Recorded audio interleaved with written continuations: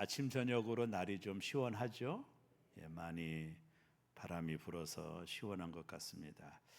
우리가 지난 시간에 바울이 가이사랴 지역으로 후송되어 와서 감옥에 갇혔다 그런 말씀 드렸습니다. 그리고 새롭게 총독으로 부임한 벨릭스 다음에 베스도라고 하는 사람이 총독으로 가이사랴 지방의 총독으로 부임을 해요. 이 벨릭스라는 사람은 낙하산줄을 타고 총독이 된 사람이라 그냥 아웃이 되어버렸고요. 그 뒤를 이어 이제 베드스도가 이제 가이사랴의 총독으로 왔는데, 이 베드스라는 사람은 오랜 관료주의자예요. 그래서 공무원, 오랫동안 공무원하는 사람이라 신중했던 사람이다 이렇게 보면 됩니다. 벨릭스로부터 베스도까지 바울은 2년여 동안 아무 잘못도 없이 감옥에 갇혀 있습니다. 물론 감옥이 좀 자유로운 감옥이기도 했지만 그래도 2년여 동안의 바울은 이 정치 지도자들 때문에 무고한 죄로 감옥에 갇혀 있는 거예요. 여긴 정치적인 이유가 있었습니다. 특별히 여기 베스도나 벨릭스나 이 사람들은 유대 종교 지도자들과 마찰하지 않으려고 했습니다. 첫 번째, 여기 지난주에 나눴던 이 베닉스라는 사람 유대 지도자들과 마찰을 함으로 그의 지위가 날아갔거든요.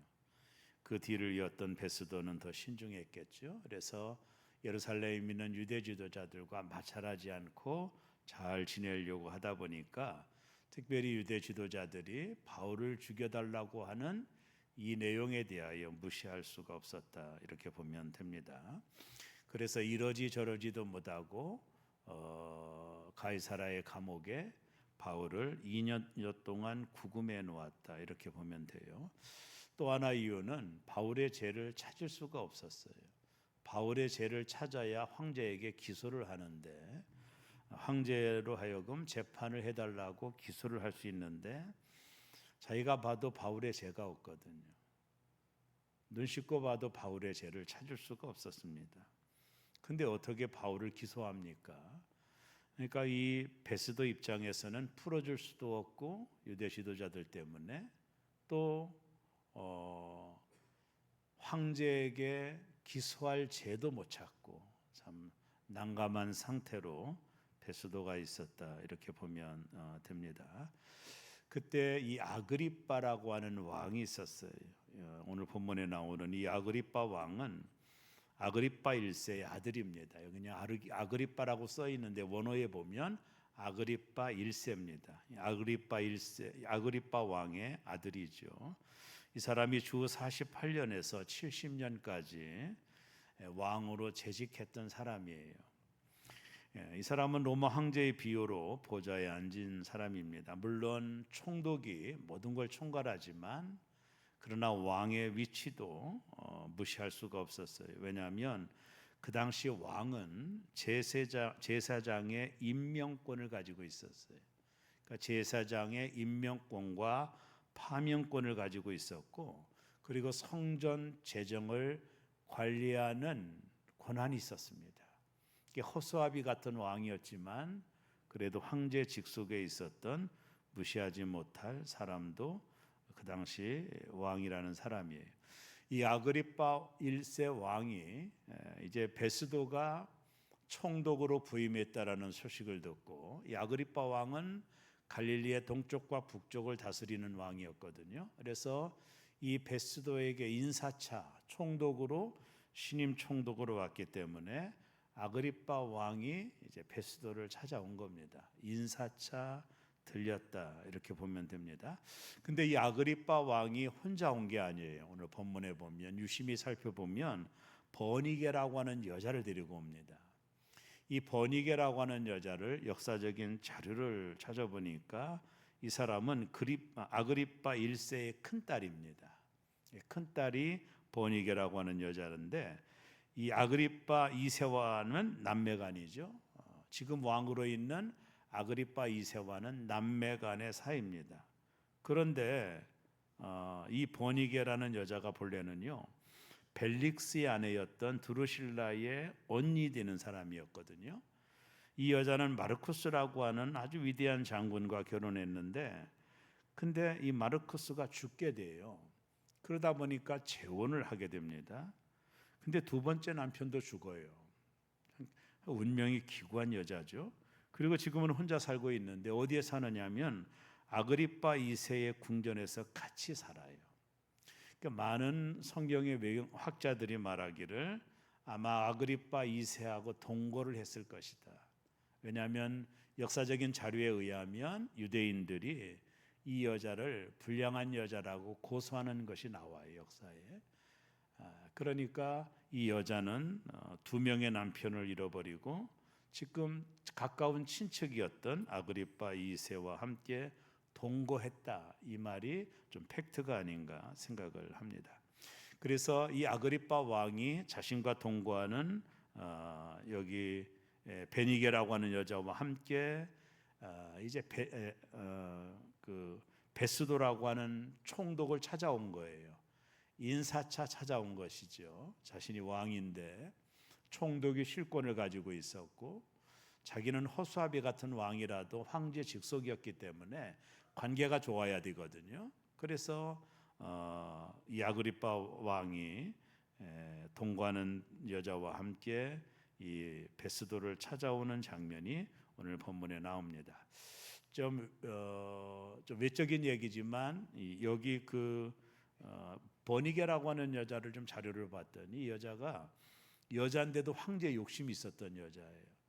나중에 여자가 황제가 될 수 없는 것 때문에 자신의 꿈을 이루지 못했지만 어쨌든 정치적인 욕망이 가장 강한 여자, 강력한 정치적인 욕망이 있었던 여자가 이 아그리빠 왕과 함께 왔던 버니게라고 하는 여자다. 이렇게 우리가 생각하면 됩니다. 그래서 이 아그리빠 왕과 버니게라고 하는 여자가 이제 베스도 총독을 찾아온 거예요. 그때 이 베스도 총독은 참 여러 가지 고민이 많았을 겁니다. 유대인들에게 잘 보이기 위해서는 바울을 죽여야 되고, 바울을 죽이려면 황제에게 기소를 해야 되는데 바울의 죄를 찾을 수가 없는 거예요. 그러니까 이러지도 못하고 저러지도 못한 시간이 2년의 시간이 흐른 겁니다. 마침 아그리빠 왕이 자신을 찾아온 것을 기회를 삼아서 좀 아부할 겸 해서 아그리빠 왕에게 자신의 지금 난감한 문제를 이야기를 합니다.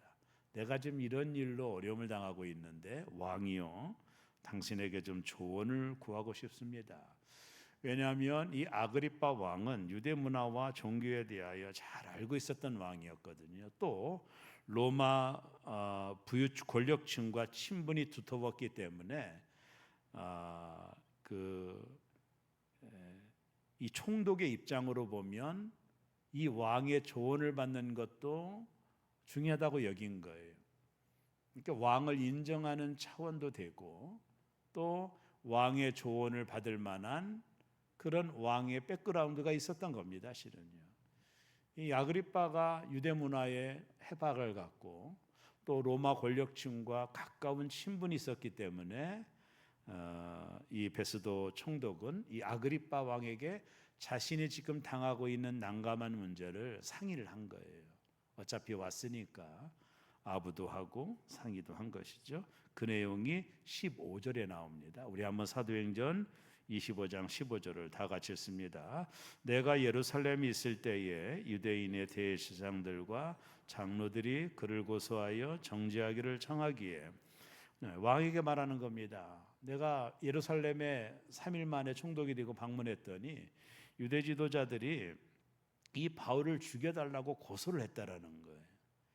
이게 이제 베스도 입장에서 난감한 문제다, 이런 얘기를 하는 겁니다. 자, 그리고 나서 18절 건너서 한번 읽어보겠습니다. 시작.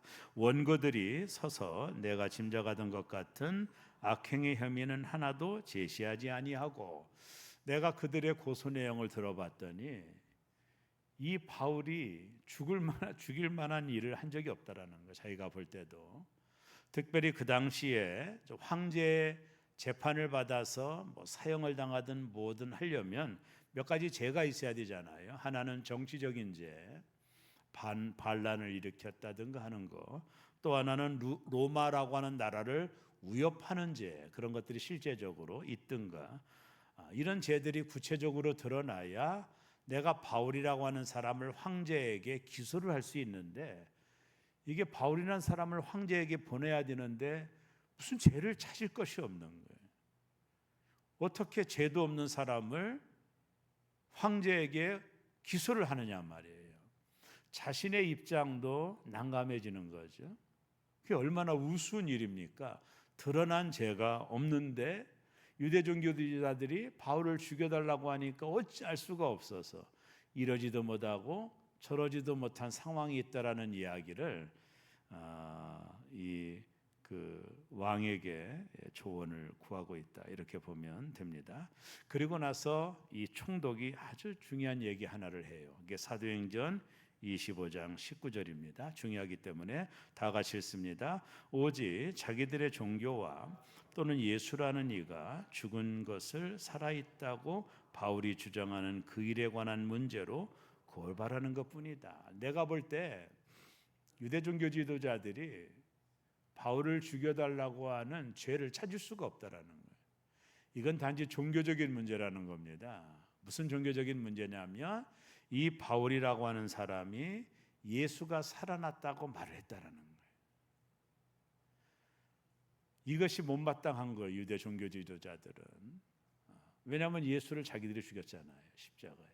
근데 그 예수가 살아났다라고 말하는 것을 내가 들었다라는 거예요. 그러니까 유대 종교 지도자들이 바울을 고소한 것은 하나라는 겁니다. 정치적인 문제도 아니요. 단지 이들만이 가지고 있는 종교적인 문제, 그 종교적인 문제로 바울을 자신에게 고소했다라는 거예요. 바울이 그 어떠한 죄도 범하지 않고 단지 종교적인 문제 때문에 바울을 고소한 것에 대하여 이 총독이 볼 때 이건 내가 개입할 문제가 아니라는 거예요. 이거는요. 어떻게 총독이 유대의 종교 문제를 개입하겠어요? 근데 여기서 아주 중요한 것 하나를 발견하게 됩니다. 여기 총독이 뭐라고 말하느냐 하면 이 바울이 예수님의 부활에 대하여 말했다는 것, 이것을 들은 거거든요. 오늘 말씀의 가장 중요한 포인트입니다. 이 베니스라고 하는 총독이 바울이 예수님은 부활했다라는 말을 한 것을 자기가 들었다라는 거예요. 여러분, 이것은 그 당시 엄청난 이야기입니다. 예수가 죽은 지 사흘 만에 부활했다라는 소식은 지금 베니스 총독이 듣고 있는 거잖아요, 바울로부터. 여러분, 이것은 정말로 엄청난 사실이에요. 근데 총독은 그것을 아무렇지도 않게 여기는 거예요. 그냥 당신들 종교 문제로 치부하고 있고 내가 도대체 간섭할 수 있는 일이 아니라는 거예요. 이 엄청난 소식을 들었는데도 이 베니스 총독은 전혀 개의치 않은 거예요. 이것이 우리가 살아가는 세상의 모습입니다.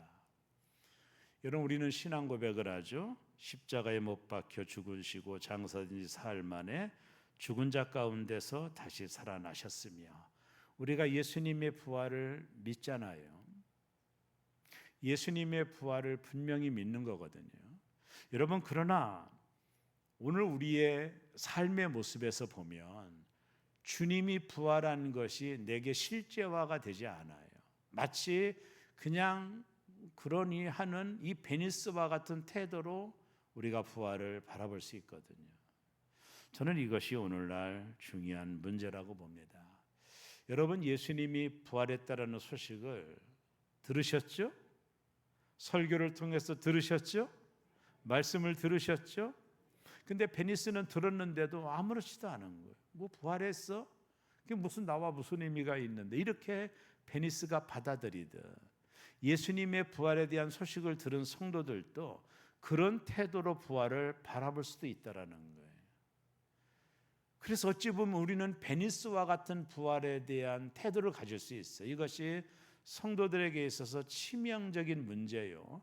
이 세상 속에서 그리스도인의 삶을 살지 못하는 원인이라고 저는 보는 거예요. 자, 예수님의 부활이 우리에게 주는 메시지가 뭡니까? 한번 부활이 뭔지를 좀 볼까요? 여러분 한번 성경을 좀 어렵더라도 찾아봅니다. 고린도전서 15장 12절을 다 같이 한번 찾아봅니다. 고린도전서 15장 12절입니다. 하나님 말씀 고린도전서 15장 좀 중요하기 때문에 15장 12절을 보겠습니다. 12절에서 17절까지 우리 19절까지 보죠. 다 같이 읽습니다. 그리스도께서 죽은 자 가운데서 다시 살아나셨다 전파되었거늘 너희 중에서 어떤 사람들은 어찌하여 죽은 자 가운데서 부활이 없다 하느냐. 만일 죽은 자의 부활이 없으면 그리스도도 다시 살아나지 못하셨으리라. 그리스도께서 만일 다시 살아나지 못하셨으면 우리가 전파하는 것도 헛것이요 또 이 믿음도 헛것이며 또 우리가 하나님의 거짓 증인으로 발견되리니 우리가 하나님이 그리스도를 다시 살리셨다고 증언하였음이라. 만일 죽은 자가 다시 살아난 일이 없으면 하나님이 그리스도를 다시 살리지 아니하였으리라. 만일 죽은 자가 다시 살아나는 일이 없으면 그리스도도 다시 살아나신 일이 없었을 터이요 그리스도께서 다시 살아나신 일이 없으면 너희의 믿음도 헛되고 너희가 여전히 죄 가운데 있을 것이요 또한 그리스도 안에서 잠자는 자도 망하였으리니 만일 그리스도 안에서 우리가 바라는 것이 다만 이 세상의 삶뿐이면 모든 사람 가운데 우리가 더욱 불쌍한 자이리라. 예수님의 부활이 없다면 세상에서 가장 불쌍한 사람은 우리입니다. 예수 믿는 사람들입니다. 오늘 바울이 그 얘기하고 있는 거예요. 예수님의 부활이 없다면 세상에서 가장 불쌍한 사람들은 저와 여러분입니다. 예수를 믿는 사람들입니다. 왜요? 이 땅이 모두니까. 이 땅이 끝이니까. 예수님의 부활이 없다면 이 세상에서 가장 불쌍한 사람들은 예수를 믿는 사람들이에요. 여기는 목사는 가장 불쌍한 사람일 겁니다. 부활이 없다라는 것은 이 땅이 끝이요 우리의 죄 문제가 해결되지 않았다라는 것이기 때문에 영생이 없다라는 거거든요. 영생이 없다라는 거, 영원한 천국이 없다라는 거거든요. 쉽게 말하면 부활이 없다라는 것은 이 땅이 전부라는 거예요. 이것이 부활이 없다고 생각하고 살아가는 삶의 태도예요. 부활이 없으면 이 세상의 가치가 옳아요. 이 세상에서 성공하는 것이 옳고요. 이 세상에서 잘 사는 것이 옳고요. 이 세상에서 출세하는 것이 옳고요. 이 세상에서 좋은 집에 사는 것이 옳고요. 이 세상에서 떵떵거리며 사는 것이 옳아요. 예수님의 부활이 없다면 이 세상 사람들이 추구하는 가치가 옳은 거예요. 부활이 없다면 이 세상 사람들이 말하는 개념이 옳은 거란 말이에요. 이 세상에서 출세하는 것이 옳고 이 세상에서 성공하는 것이 옳은 거예요. 왜요? 아니 내세가 없는데 왜 고생합니까? 왜 예수 믿으면서 고생합니까? 왜 시간 들여서 주님 전에 나옵니까? 왜 귀한 예물을 드립니까? 다 헛것입니다. 부활이 없다면 모든 것이 헛것이에요. 그래서 오늘 바울이 말합니다. 부활이 없다면 우리의 믿음도 헛되다라는 거예요. 영원한 나라가 없는데 우리가 살아가는 삶의 태도가 헛것이에요. 부활이 없다면 이 세상 사람들이 살아가는 삶의 가치관이 맞아요. 노세 젊어서 노세 늙어지면 못 노나니. 그래요. 죽으면 끝인데 왜 못 놀아요? 열심히 놀아야죠. 열심히 성공해야 되죠. 열심히 돈을 벌어야 되죠. 떵떵거리며 살아야 되죠. 좋은 집에 살아야 되죠. 성공해야 되죠. 좋은 대학에 들어가야 맞는 얘기예요. 왜요? 이 세상이 전부니까. 부활이 없다면 이 세상 사람들이 말하는 가치가 맞는 거예요, 실은요. 근데 바울은 왜 감옥에 갇혔어요? 부활을 믿기 때문에 고생하고 있는 거예요. 억울한 누명을 써서 2년 동안 옥살이하고 있는 거예요. 아무 말도 못하고. 그 고난을 겪고 있는 거예요. 왜요? 부활이 있기 때문이에요. 부활이 없다면 바울이 왜 이 고생을 합니까? 여러분, 바울은 오늘날로 말하면 정말로 똑똑한 사람이에요. 요즘 말로 말하면 서울대 수석 입학자고 가말리엘 문화상이고 유대인 중에 유대인이요, 히브리인 중에 히브리온이요, 그 당시 가지고 있었던 모든 로얄 패밀리의 자격을 갖춘 사람이에요. 더군다나 로마의 시민권도 있었어요. 그런 그가 왜 감옥에 갇혀서 저렇게 고생합니까? 부활이 없다면 바울은 비참한 사람이에요. 부활이 없다면 바울이 왜 고생합니까?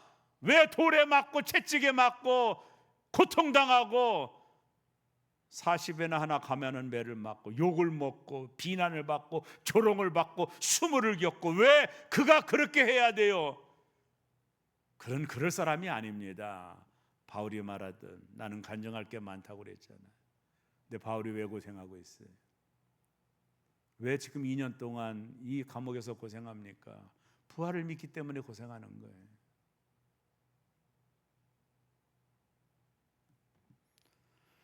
여러분, 예수님의 부활을 믿는다라는 건 이 세상의 가치를 따라가지 않는다라는 걸 말하고 있는 거예요. 실은요.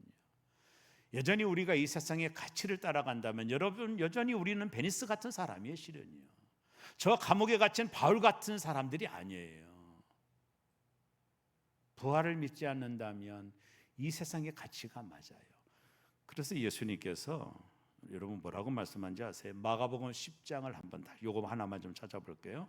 마가복음 10장 17절을 좀 죄송합니다. 마가복음 10장을 봐요. 중요한 얘기입니다. 마가복음 10장을 보겠습니다. 10장 17절부터 볼게요. 마가복음 10장 17절부터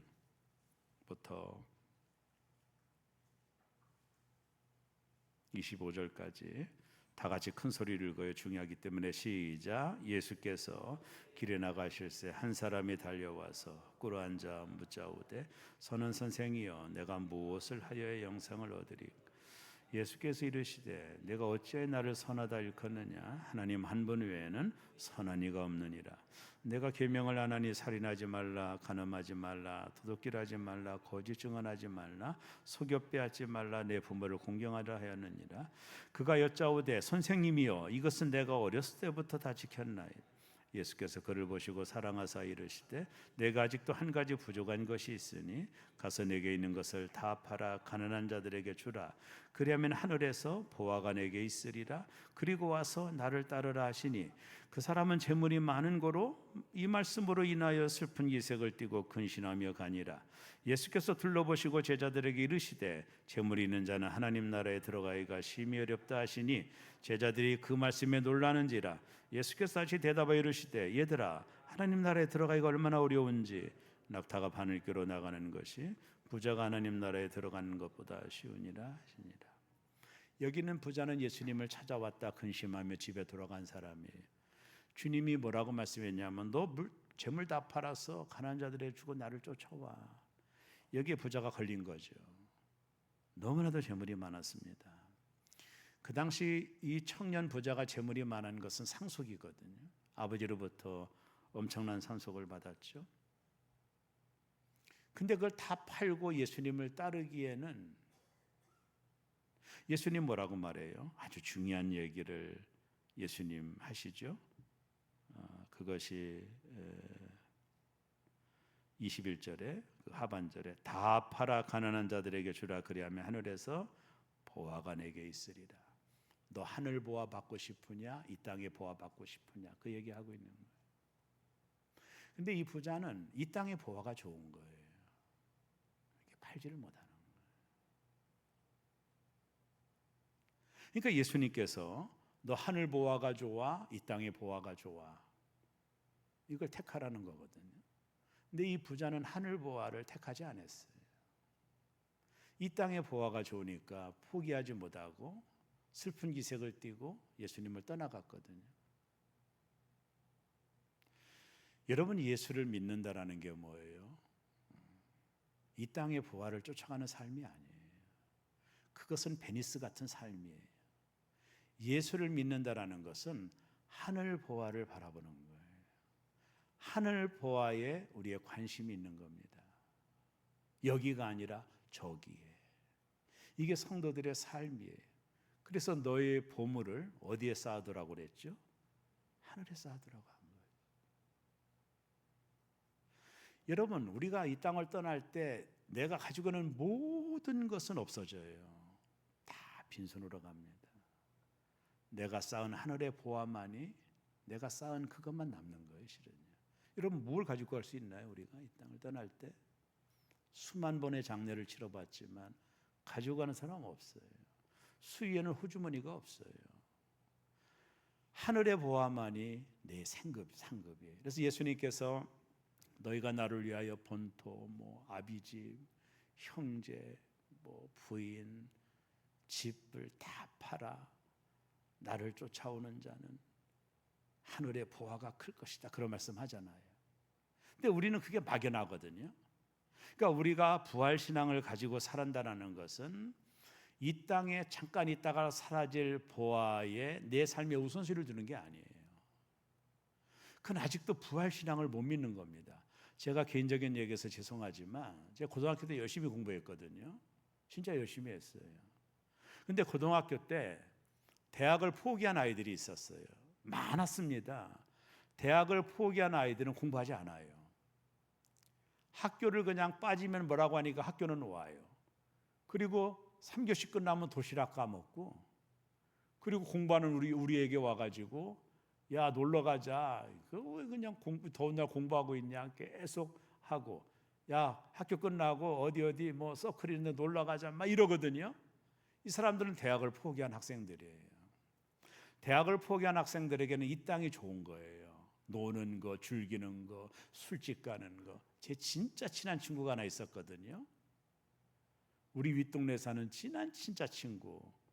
곧 중학교 때부터 같은 친한 친구인데, 이 친구가 중학교 때 한 번은 술을 얼마나 먹었던지 나를 찾아왔어요. 집이 가까우니까. 그러더니 야 진상아, 술은 먹을 게 못 되나 봐. 지금 내가 머리가 빙글빙글해 막 이러면서, 술은 먹을 게 못 되나 이러면서 내가 소주를 먹었더니 이런다면서 얘기하더라고요. 그래서 자기는 못 먹을 거래요. 근데 나중에 어떻게 된지 아세요? 나중에 고등학교 졸업 군대 갔다 왔더니 이 술집에 매니저가 돼 있더라고요. 친한 친구였거든요. 절친이었거든요. 그 뒤부터 관계가 끊어졌죠. 그리고 나중에 들어봤더니 감옥에 갔다는 말도 있고 폭행범이라는 여러 제가 얘기가 들려와요. 여러분 부활신앙이라, 여러분 고등학교 3학년 때 대학을 포기한 사람들은, 그 학생들은 여기가 전부예요. 노는 거, 서클하는 거. 공부하는 애들이 찌질하게 보였겠죠. 근데 어떻게 됐어요? 결과가 열심히 공부한 애들은 좋은 대학에 가서 성공적인 인생을 살잖아요. 그들은 후회도 소용이 없는 거예요. 시간이 다 지난 거예요. 여러분 부활신앙을 갖는다라는 것은 영원한 나라에 우리의 삶의 목적을 두는 거거든요. 그게 우리의 삶의 가치가 되는 거예요. 여러분이 아직도 이 땅의 것에 가치를 더 둔다면, 여러분 우리는 부활신앙을 진정으로 믿는 게 아니에요. 실은요. 바울이 이 땅에 가치를 둔다면 그런 삶을 살지 않습니다. 바울은 저 감옥에 갇혀서 고생하고 개고생하고 있잖아요. 그 사람이 그럴 고생할 사람이 아니라니까요. 바울이 부활신앙을 믿었기에 고생하는 거예요. 주를 위하여 헌신하는 겁니다. 주를 위하여 수고하는 것입니다. 주를 위하여 목숨을 드리는 것입니다. 왜요? 부활신앙을 믿었기 때문이에요. 이 땅에 존재하는 모든 것은 사라지는 거예요. 이 땅의 사람들은 노세 젊어서 노세, 늙어지면 못 노나니, 그게 맞아요. 부활을 믿지 않는 자들은 그게 맞는 거예요. 그게 가치입니다. 이 땅이 전부예요. 그러나 부활신앙을 믿는 자들은 이 땅이 전부가 아니에요. 내가 가야 될 영원한 나라가 있는 거예요. 그거는 100년이고 1000년, 만년이 아니라 영원입니다. 영원이에요.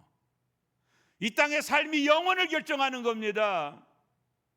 여러분 이 땅을 사는 동안에 주 때문에 어려움을 당하고, 주 때문에 고난당하고, 주 때문에 핍박당하고, 어떤 때는 물질의 헌신도 하나님 앞에 드리고, 이런 분들, 주님의 부활을 바라보며 영원한 천국의 재물을 쌓아둔 분들하고, 그 전에 욕심을 위하여 살아갔던 사람들하고 천국이 똑같다면 나는 그런 천국 가고 싶지 않아요.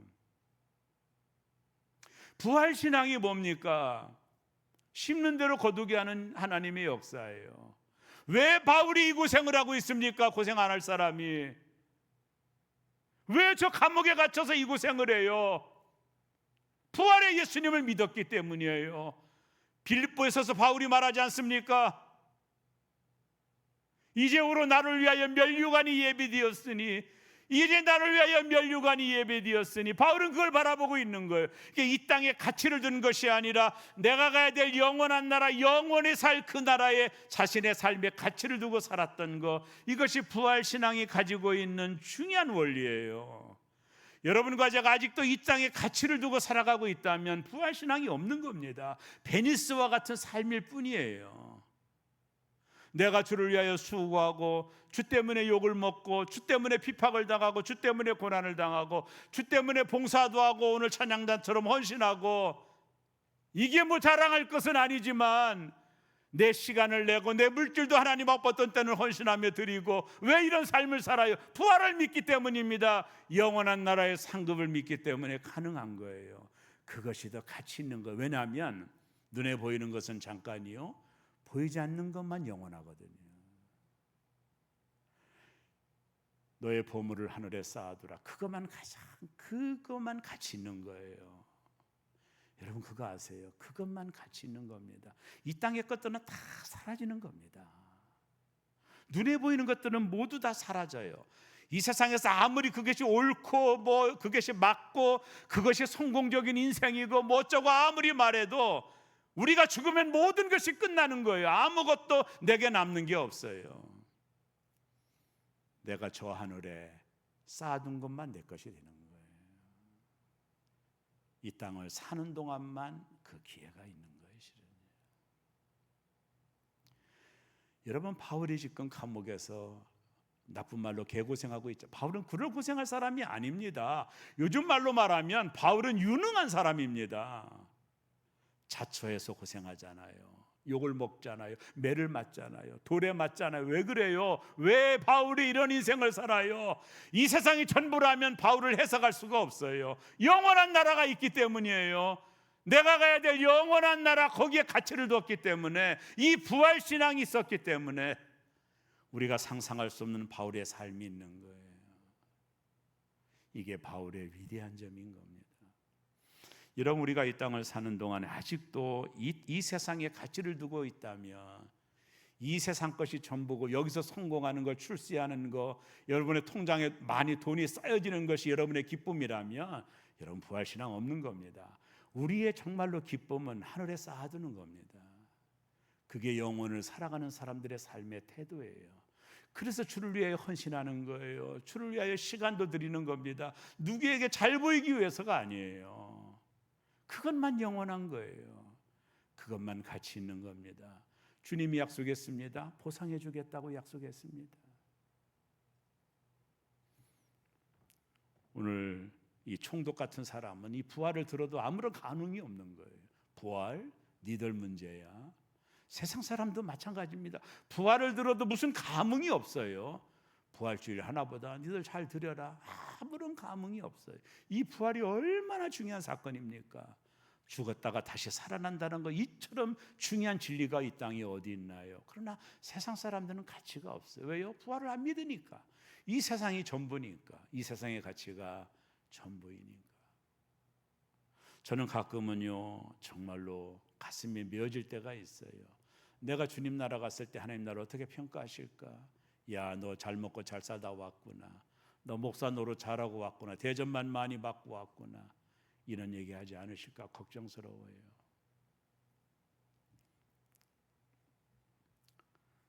이 땅을 사는 동안에 부활이 없다면 이 세상의 가치가 맞아요. 바울 같은 사람은 진짜 불쌍한 사람일 수밖에 없어요. 이 세상 가치가 전부라면은요. 그러네, 감옥에 갇힌 바울이 가장 귀한 삶을 살고 있는 거예요. 예수님 때문에 핍박을 당하고 부활 증거하다가 감옥에 갇히고 수모를 겪지만 총독보다는 바울이 더 가치 있는 삶을 살고 있는 거죠. 영원한 나라가 우리에게 있기 때문입니다. 너희 수고가 결단코 헛되지 않을 것이라고 말을 했어요. 사랑하는 여러분, 주님의 부활을 믿는다면 이 땅에 가치를 두지 마세요. 이 땅의 것에, 이 땅에 여러분의 통장에 돈이 쌓이는 것 때문에 기뻐하지 마세요. 하늘나라에 나의 헌신이 쌓이는 것으로 기뻐하셔야 돼요. 이 땅을 사는 동안에 이 땅에 가치를 두면 부활신앙을 믿는 게 아닙니다. 왜요? 이 땅은 다 지나가요. 바울이 그걸 깨닫는 거예요. 부활의 주님을 만나고 나서 자신의 자랑하는 모든 인생을 분투와 같이 버렸어요. 왜요? 가치 없는 거거든요. 성공, 출세, 그게 바울에게는 가치 없는 것처럼 느껴졌거든요. 왜요? 부활을 믿었기에, 부활의 예수님을 만났기에 영원한 것에 가치를 두고 살았던 거죠. 그것이 오늘 우리가 살아야 될 삶의 태도입니다. 사랑하는 새롬의 성도 여러분, 부활신앙을 가지고 이 땅의 가치보다도 영원한 나라의 가치를 두고 살아갈 수 있는 그런 저와 여러분 되기를 간절히 원해요. 우리 언젠가는 다 주님 나라 가잖아요. 길든 짧든 다 가지 않습니까? 우리가 주님 앞에 섰을 때 착하고 충성된 종아, 네가 정말로 그때그때마다 네가 헌신했지, 주님의 칭찬이 있어야 되지 않겠어요? 아이고, 너만을 위해 살다 왔구나.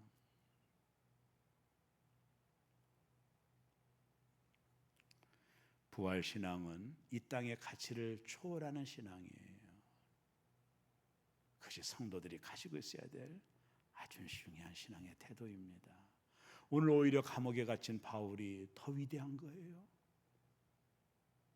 베니스라는 총독이 위대한 게 아닙니다. 이 아그리빠 왕이 위대한 게 아니에요.